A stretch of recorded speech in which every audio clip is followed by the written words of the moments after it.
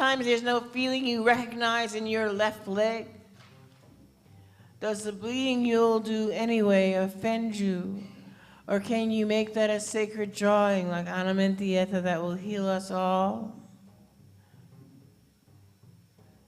Do I believe in magic? Hell yeah. Should you? I don't know. I still sweat when I write.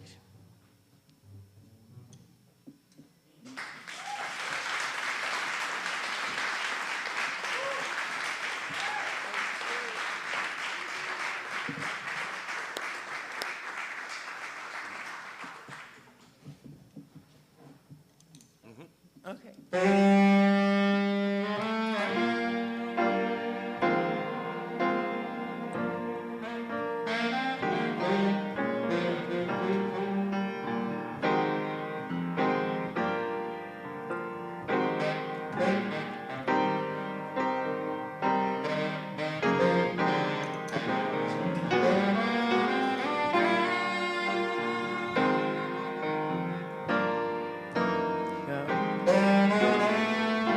Elegance in the extreme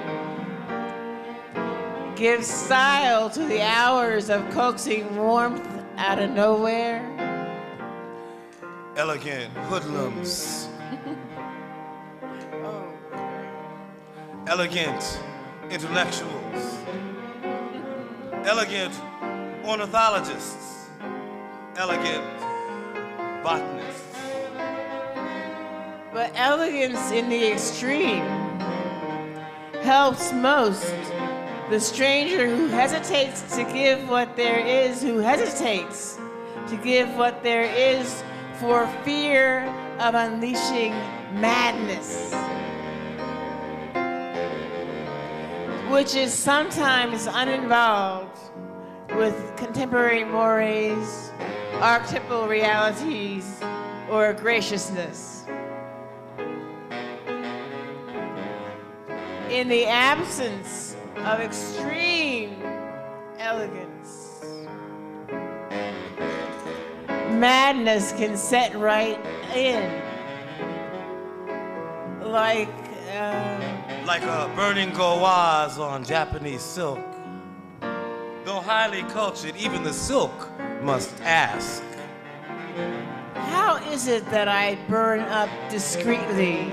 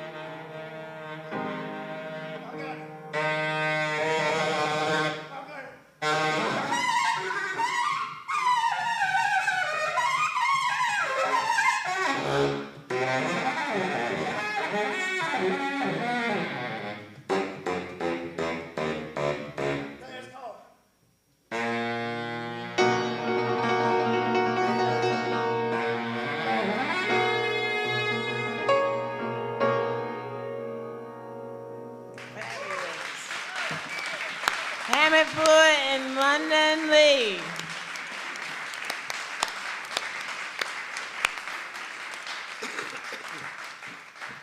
Okay, I know you've been here a long time, so we're going to move ourselves right along.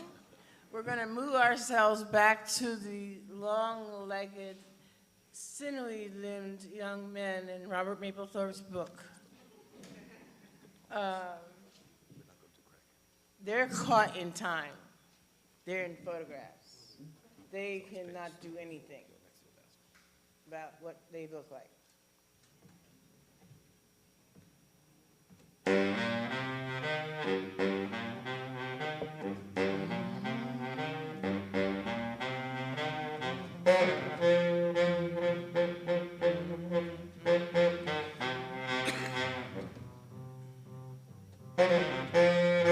Among palms, whistling lizards nestle by roots freshly humid, roots by palm fronds. The sun tickles lovers,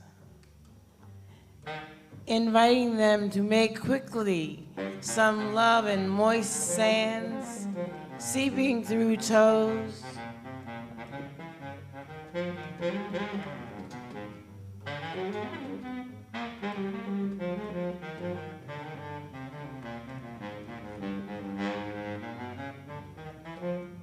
Pull down the bosom and the legs wiry and thick-haired. Pull down the petticoats, lace panties, perfumed lips, skipping over shoulders, muscles, making music where before only acacias and macaws dared solo. Many duets have been abandoned by the trunks of palms, searching for moonlight, rushing toward the sky as tongues would wrap round each other, dew like honey slipping from their lips.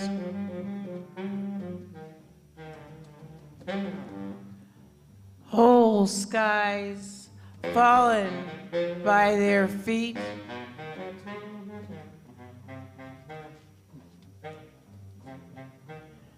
Jaguars prowl where their eyes meet.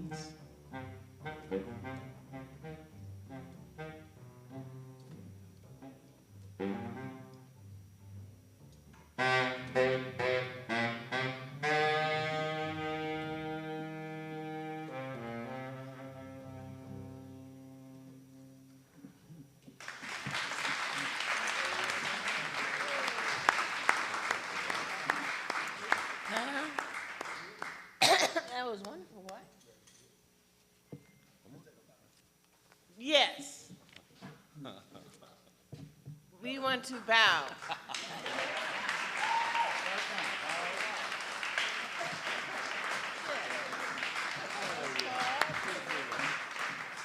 If I was a Temptations a long time before, I would have said, my guys. My guys. These are my guys.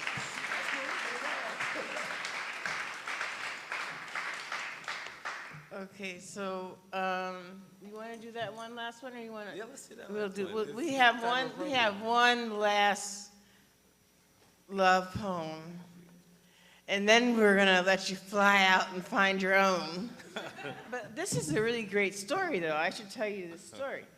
I had thought I was in love with somebody for many, many years. However, that didn't work out in the real life. So I moved myself away from this person and went to New York, say, or London or something. And I went away far, and I thought this feeling was going away, and I could go anywhere in the world I wanted to now because I was free and I didn't care and I was fine. So I flew to, of all places, Alaska. I flew to Alaska from, of all places, Houston. So I'm on a flight, it's really two flights. You fly from Houston to Seattle, then from Seattle to Alaska. And then you got to come back the same way. So I went up to the Northland, and then I flew back to Seattle so I could get back to civilization. And I was standing in the Seattle airport where I didn't know a soul, knew nobody, didn't know much about Native American, North Pacific people. I knew something about Filipino culture. I could order myself some food. That was about it. And I was standing there at those places where you watch the airplanes sit, and they have the big windows. I'm standing there looking out this big window at an airplane. And don't you know that 20 years later, this man came and lifted me up out of the ground, and I felt myself being put on a seat. And I said, "Oh, that can't be because I don't speak to him. It just can't happen." But I was wrapped up in a major kind of love activity in the Seattle airport with somebody whom I hadn't seen in 20 years, who was not there and didn't know where I was. And that's how I got this poem. And the song that was going around in my head at that time was an Isley Brothers song, because I love the Isley Brothers. And it was called, it was like really obscure, but it was called, "If I Go All the Way Without You, Where Would I Go?" Oh, other people remember that too. It's not just me. All right, so I need my band.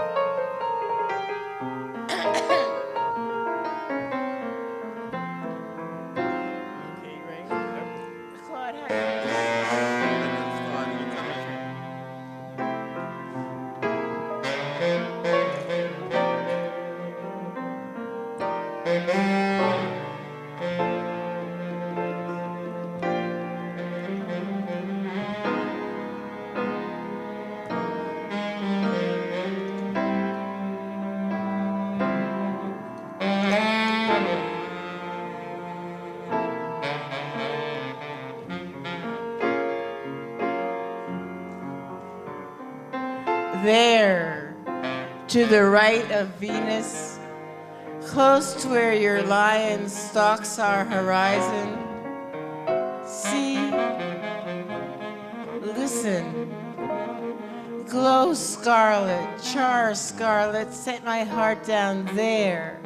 Oh, say my new day, my dawn, your fingers trace the rush of my lips, ever so reverent, ever so hungry. Here, to the right of Venus, my tongue, tropical lightning, rush now softly between my toes. The seas ebb, and in these sands,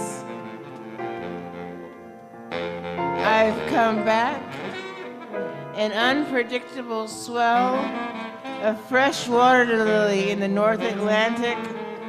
When you touch me, yes, that's how pearls somehow rip from the whites of my bones to your fingertips.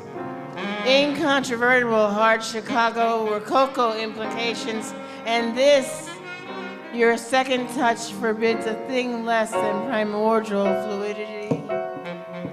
No, I lay next to you, the undertow at Carmel, the Russian River, filling up stocks of the best of Humboldt County, and damn it, what makes you think my spine is your personal San Andreas fault? Shifting serene fields break for rain till I open deep brown, moist and black, cobalt sparkling everywhere.